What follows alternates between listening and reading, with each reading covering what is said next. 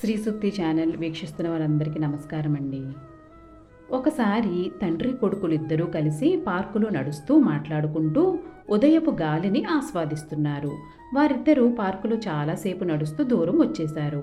అకస్మాత్తుగా తండ్రి, బాబూ ఆగు అన్నాడు. కొడుకు, ఏమైంది నాన్న, ఎందుకు ఆగమన్నావు అని అడిగాడు. తండ్రి అన్నాడు, అంత ముఖ్యమైన విషయం ఏమీ కాదు, కానీ ఇప్పుడు ఇంక మనం ముందుకు వెళ్ళొద్దు అని అన్నాడు. ఎందుకు నాన్న అని అడిగాడు కొడుకు. ఎదురుగుండా ఒక ముసలాయన మన వైపు వస్తున్నాడు, చూసావా? ఆ రోడ్డు వైపు చూపిస్తూ అడిగాడు తండ్రి. చూస్తున్నాను, అతను మన వైపే వస్తున్నాడు అన్నాడు కొడుకు. అతను నా స్నేహితుడు. అతను నా దగ్గర డబ్బు తీసుకున్నాడు, కానీ తిరిగి ఇవ్వలేకపోతున్నాడు. మేము ఎప్పుడు కలిసినా డబ్బు తిరిగి ఇవ్వడానికి తన సాయశక్తులా ప్రయత్నిస్తున్నానని చెప్తున్నాడు. డబ్బులు సమకూర్చకలేకపోతే మరొకరి దగ్గర అప్పు చేసైనా నాకు ఇస్తానంటున్నాడు. అతను నాతో అలా మాట్లాడినప్పుడల్లా అతని కళ్ళు సిగ్గుతో నిండిపోతాయి. అది చాలా కాలంగా జరుగుతుంది. కానీ ఇప్పుడు నా స్నేహితుడికి ఆ ఇబ్బంది కలిగించడం నాకు ఇష్టం లేదు అన్నాడు తండ్రి.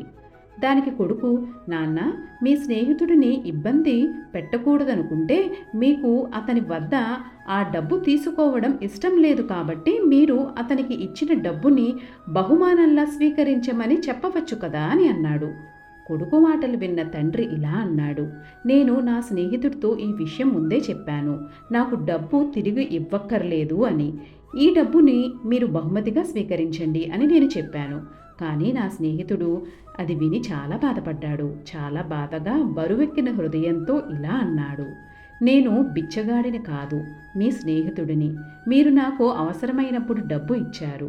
నా వద్ద ఉన్నప్పుడు డబ్బు సమకూరిన వెంటనే నేను మీకు డబ్బు తిరిగిస్తాను. నేను మీ స్నేహితుడిగానే ఉండాలనుకుంటున్నాను. నేను బిచ్చగాడిని అవ్వదలుచుకోలేదు అని అన్నాడు. ఇప్పుడు నాకు అతనిని ఇబ్బంది పెట్టడం ఇష్టం లేదు. అతనిని ఆ స్థితిలో చూసి నేను ఇబ్బంది పడటం నాకు ఇష్టం లేదు.